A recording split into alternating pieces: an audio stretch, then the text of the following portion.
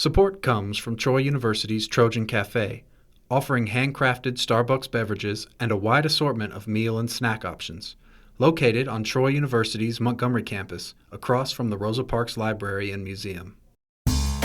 From Troy Public Radio, this is In Focus, and I'm Carolyn Hutchison. The community of Gee's Bend in Wilcox County, Alabama, is internationally known for its artistic quilts that reflect its West African history. Kim Kelly joins us today with the story of the Freedom Quilting Bee and its legacy. Kim Kelly, thank you so much for joining us here at Troy Public Radio. Thank you for having me. It's a pleasure. Kim, you have an important job in Alberta, Alabama. What do you do there? Well, I am the executive director of a nonprofit organization called the Freedom Quilting Bee Legacy. It is the successor organization of the original Freedom Quilting Bee, which was a Black women's cooperative manufacturing operation that was established in 1966. The women of County Road 29 built a business, manufacturing quilts for some of the largest retailers in America, for Sears and Roebuck, for Bloomingdale's, for some of the more prominent interior designers in New York. There was no quilting economy prior to the Freedom Quilting Bee. You never saw quilts as a household item on the covers of House Beautiful or any of those magazines before the Freedom Quilting Bee. It was a significant time in the lives of sharecropping women in this area that their work was recognized so significantly that they built a manufacturing operation and changed their lives and the lives of the people in this community. Take us back to the 1800s, specifically around 1859, to the roots of this whole story. What happened then? A woman by the name of Dinah Miller was one of the survivors of the Clotilda. The Clotilda was the last slave ship that docked on American soil from the continent of Africa. Two prominent businessmen in Mobile, Alabama, led by Mr. Mayer, decided that they would be able to go to the continent of Africa and bring back enslaved people and not be caught doing it, because the transatlantic slave trade had been outlawed in the early 1800s in the United States. And to engage in the transatlantic slave trade was a crime. But they decided how to make a game of whether or not they could bring back people from the continent of Africa. And they did it. They went across on the Clotilda. They brought back 110 people, and they scuttled the Clotilda, the ship, in Mobile Bay. And the people who were on the ship were spirited away to various parts in the state of Alabama. Now, one of the enslaved people was a girl by the name of Dinah Miller.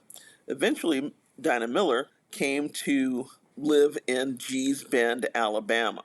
We look at her as the person who brought prominent abstract designs, African designs, to the community. But importantly, she is the ancestor of many of our more prominent quilters in Gee's Bend in our community. I can point to 13 of them, just off the top of my head, who participated in a quilting project in her honor that is on display, on exhibition at the River Gallery inside the Wilcox County Gee's Bend Terminal, the Welcome Center on County Road 29. It's an exhibition that was curated and has been on view for the past year and will remain on view for another year because of the significance and the prominence of her story. To be a survivor of the Clotilda, to have been prominently involved in the quilting textile art of this community, which was an art in the beginning. These designs have garnered worldwide attention and celebration. The West African style of art was rather geometric or abstract, and these quilts sustain and perpetuate that legacy. For instance, coming up on May 23rd, don't you have a guided tour? Yes, the Freedom Quilting Bee Legacy has guided tours. Anyone can come and participate in those, and we'll tell you the history of the community. We'll show you the interior of the Freedom Quilting Bee Legacy. We'll discuss the women who were prominent in this art form. We will give you an opportunity to tour the Gee's Bend Heritage Trail and go down the road to the Welcome Center and enjoy the exhibition of Dinah Miller. Kim, the interesting thing about this is now it's become intergenerational. For instance, coming up on June 20th, really in celebration of Juneteenth, you have a youth quilting project. So now you're bringing in young people to perpetuate the design, so to speak. Certainly, family has always been the crux of quilting in the community.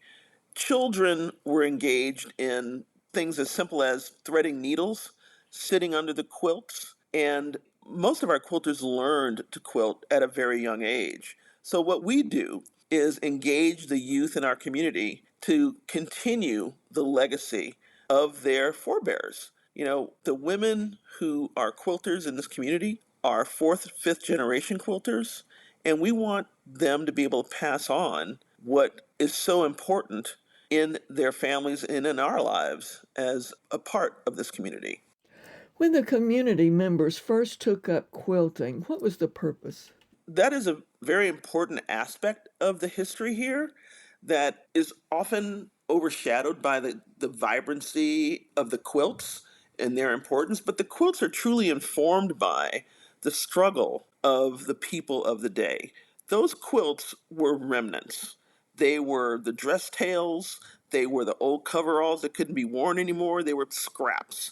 And they were made to keep us warm because it gets cold here in rural Alabama. And in ramshackle shacks in which the people lived, they needed something to cover the holes in the walls and in the floors. The Freedom Quilting Bee sat originally on 24 acres of land.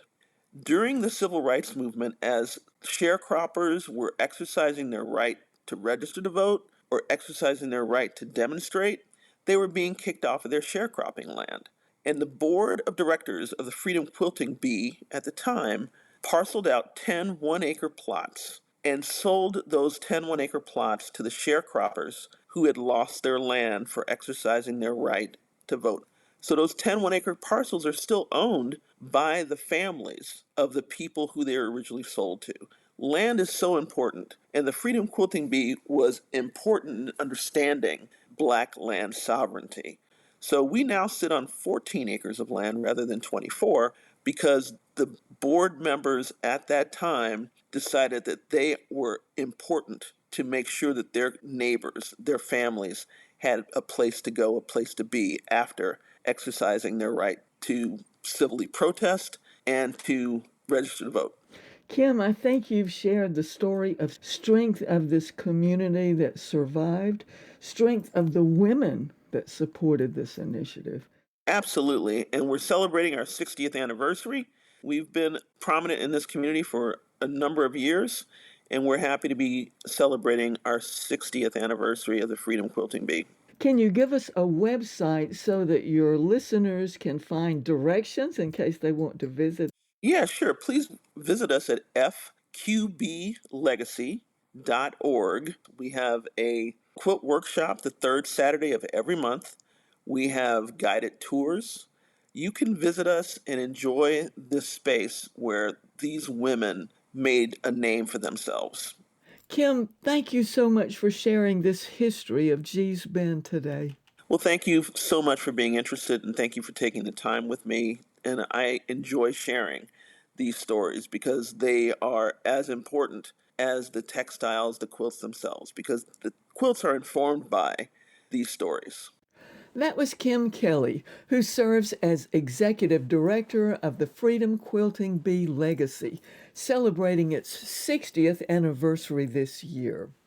Thanks for joining us for In Focus, which is a podcast wherever you get your podcast. I'm Carolyn Hutchison, and this is listener-supported Troy Public Radio.